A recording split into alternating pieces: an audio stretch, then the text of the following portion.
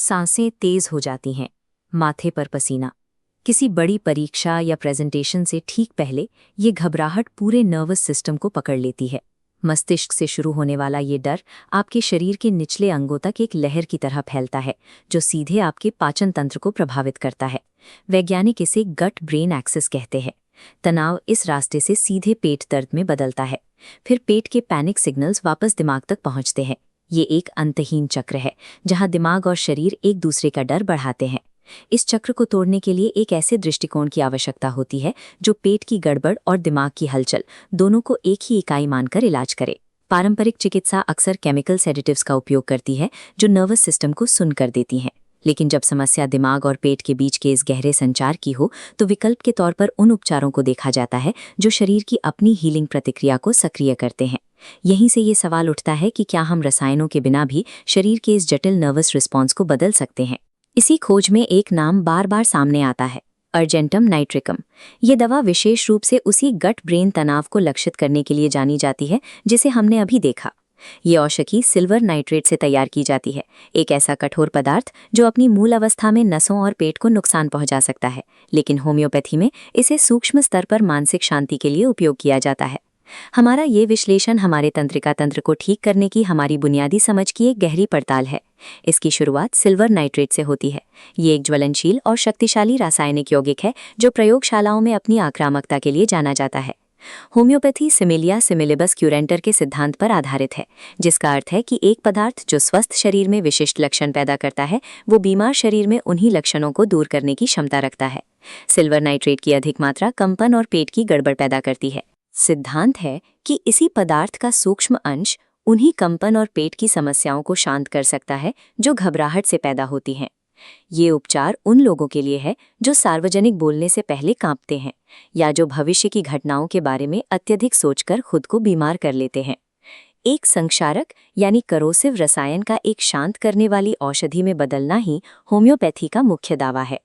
ये पूरा रूपांतरण औषधि बनाने की विशिष्ट निर्माण प्रक्रिया पर निर्भर करता है, जिसे हम पोटेंटाइजेशन कहते हैं।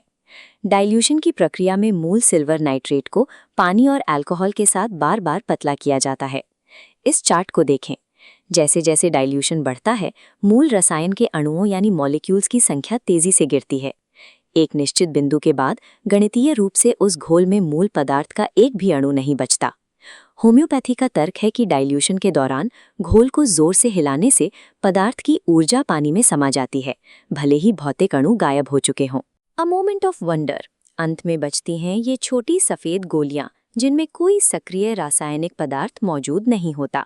इन सूक्ष्म खुराकों का उद्देश्य शरीर के भीतर एक सौम्य संकेत भेजना है, ताकि नर्वस सिस्टम खुद को पुनर्गठित कर सके। भौतिक अणुओं की अनुपस्थिति में किसी भी प्रकार का शारीरिक सुधार हमारी आधुनिक बायोकेमिस्ट्री और जीव विज्ञान के स्थापित सिद्धांतों के लिए एक बड़ी पहेली है। वैज्ञानिक समुदाय के लिए ये उपचार एक भ्रम मात्र है।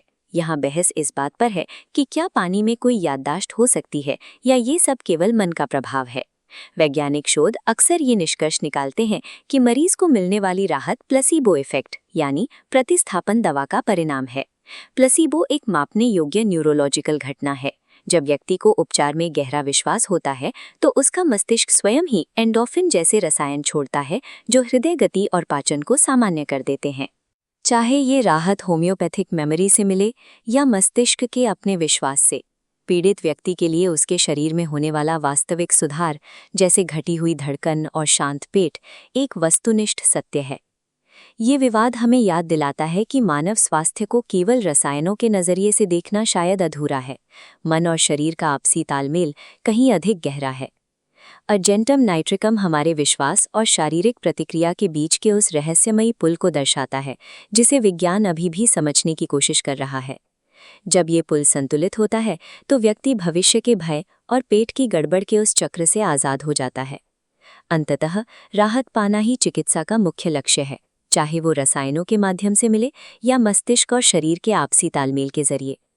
चिकित्सा के प्रति हमारी जिज्ञासा ही हमें अपनी जीव विज्ञान को बेहतर ढंग से समझने के करीब लाती है। सही इलाज हमेशा सही जानकारी से शुरू होता है।